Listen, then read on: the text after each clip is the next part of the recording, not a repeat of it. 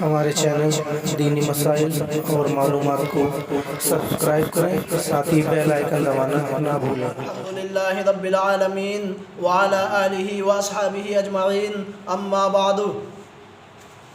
عید الفطر قریب آ رہی ہے، لاک ڈاؤن کا زمانہ ابھی جاری ہے، تو لہذا لوگ پریشان ہیں عید کی نماز کے سلسلے میں کہ عید کی نماز کہاں پڑھیں گے۔ تو لہذا سمجھیے یہ کہ عید کی نماز اپنے اپنے گھروں کے اندر جیسے 5 وقتہ نماز اور جمعے کی نماز ادا کر رہے ہیں، اسی طریقے سے عیدین کی نماز بھی اپنے اپنے گھروں میں ادا کریں۔ اور وہ طریقہ یہ ہے، جب عید کی نماز اپنے اپنے گھروں کے اندر ادا کریں تو لہذا اگر کوئی ایسا شخص مل جائے جو عیدین کی نماز پڑھا سکتا ہے تو لہذا اس کو ذریعے سے کیا ہے، عیدین کی نماز پڑھ لے۔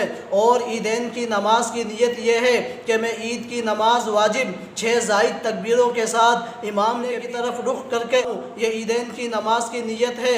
اور عیدین کی نماز کا طریقہ یہ ہے کہ امام اللہ اکبر کہہ کر کے ہاتھوں کو باندھ لے گا، اس کے بعد ثنا پڑھے گا، اور ثنا پڑھنے کے بعد امام 3 زائد تکبیریں کہے گا، اللہ اکبر کہہ کر کے کانوں تک ہاتھوں کو اٹھائے گا اور چھوڑ دے گا۔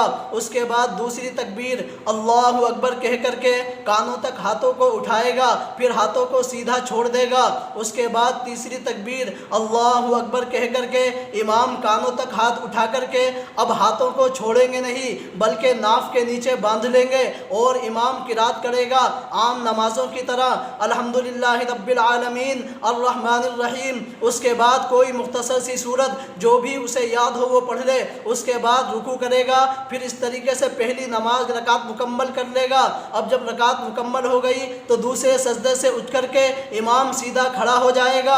اب اس کے بعد امام قرات کرے گا، قرات کرنے کے بعد اب کوئی سورت پڑھے گا، اور سورت پڑھنے کے بعد اب امام اللہ اکبر کہہ کر کے رکوع میں نہیں جائے گا، اور نہ ہمیں جانا ہے بلکہ امام اللہ اکبر کہہ کر کے ہاتھ کانوں تک اٹھائے گا، اور مقتدی بھی اٹھائیں گے اور ہاتھوں کو سیدھا چھوڑ دیں گے۔ اس کے بعد دوسری تکبیر اللہ اکبر کہہ کر کے کانوں تک ہاتھوں کو اٹھائیں گے اور ہاتھوں کو سیدھا چھوڑ دیں گے۔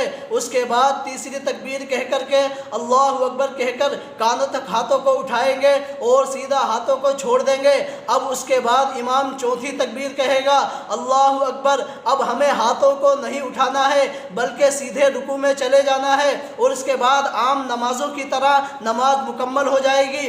اور اس کے بعد امام دعا مانگے گا، دعا مانگنے کے بعد امام مختصر سا خطبہ دے گا، اور وہ مختصر سا خطبہ یہ ہے، اللہ اکبر لا الہ الا اللہ واللہ اکبر وللہ الحمد، الحمدللہ رب العالمین الرحمن الرحیم مالک یوم الدین، ایاک نعبد و ایاک نستعین، اہدنا الصراط المستقیم صراط الذین انعمت علیہم غیر المغضوب علیہم ولا الضالین۔ یہ پہلا خطبہ مکمل ہو گیا۔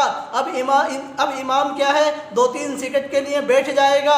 اس کے بعد دوسرا خطبہ پڑھا ہوگا کھڑے ہو کر کے، اللہ اکبر لا الہ الا اللہ واللہ اکبر وللہ الحمد، یاد ہو قل هو اللہ احد اللہ الصمد لم یلد ولم یولد ولم یکن لہ کفوا احد۔ اس کے بعد کیا ہے، نماز مکمل ہو گئی۔ مکمل طریقہ ہے اور مختصر سا طریقہ ہے، اور وہ لوگ جن کو کیا ہے ایسا شخص نہیں ہے جو عیدین کی نماز پڑھا سکے، تو لہذا کوئی نہ کوئی صورت یاد ہے، نہ خطبہ دے سکتا ہے، نہ تکبیریں کہہ سکتا ہے، تو لہذا اب ان کے لیے مسئلہ یہ ہے، جب عید کی نماز کا وقت شروع ہو جائے یعنی طلوع آفتاب کے 15-20 منٹ کے بعد، تو لہذا ایسے شخص تنہا اکیلے 4 رکعت نماز پڑھیں۔ پہلے 2 رکعت نفل کی نیت باندھیں، اس کے بعد سلام پھیریں، پھر 2 رکعت نماز کی نیت باندھ لیں نفل کی، اس کے بعد اللہ سے دعا مانگ لیں۔ انشاءاللہ لاک ڈاؤن مجبوری کی وجہ سے اللہ ہمیں عیدین کی ثواب کا ثواب عطا فرما دے گا،